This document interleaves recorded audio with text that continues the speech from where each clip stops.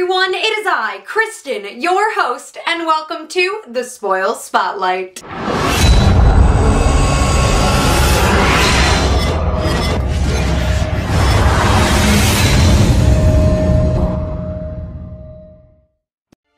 This is the Spoils weekly web show where I tell you all about events coming up, tournaments, sharing your fan creations, and talking all about lore. Hopping right into upcoming events, reminder that GTS Come and Play Day is just around the corner. And that happens in Atlanta, Georgia from October 20th through the 23rd, so retailers be sure to stop on by. And even closer to now, Essen Spiel in Essen, Germany is happening October 8th through the 11th, and we will also be there. We want to see you, you want to see us, let's make it happen. If you want to find out more about our events, be sure to go and check us out at thespoilscardgame.com, but for now, it is time to hop right back in to our Seed Saga lore. As you guys know, when we began our story, we had 7 swords of great justice, and now we have 4. That is right, where we left off, these guys are our survivors. Emperor Patamos has taken the wealth from the 2 slain swords and Gideon and spread it to those who are still in good favor, which Emperor Patamos thinks is a good idea at the time, but it turns out to be a very unpopular move among the masses. Poor Emperor Patamos, he just can't win. With the threat of the Demon Knights attacking at any moment still being very real, Emperor Patamos decides to rechristen the remaining swords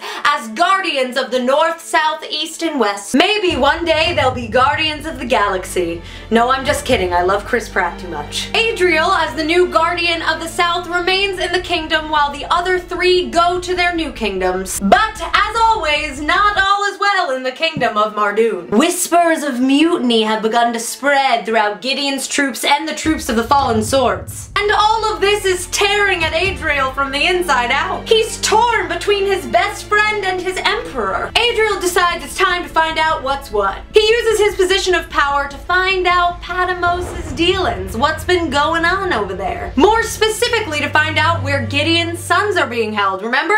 Gideon never got to save them. Yeah, they're still in mud prisons. Adriel is revolted. Enough is enough. This is the last straw, and he decides it's time to pull an Ocean's 11. He's gonna break Gideon out of prison. Dressed in guise as an assassin, Adriel kills over 50 guards on his way up to the prison tower, where he successfully frees Gideon. On his way out of the city, Adriel tells Gideon where his sons are and the state of the kingdom. And Gideon makes a move that, I'll be honest, I didn't see coming. He gon' listen to Elizabeth. The transformation that Elizabeth attempted on his eldest son, well, yeah, he's gonna undergo that. He taps fully into the powers of Lingamorph that you'll remember helped him kill the Demon Knights, so pretty powerful. And now it's time for a Flashback Friday on a Monday, because in order to do this, Gideon goes to his sister and mother, who, if you'll remember from the very beginning of our story, have been waiting for him in exile for years. How is that gonna go down? Tune in next week right over here at the Spoil Spotlight to find out. I'm excited. But don't worry guys, that's not all I have in store for you this week. Today we are doing something brand new. I'm showing you guys some beta art. Today I get to show you guys some of the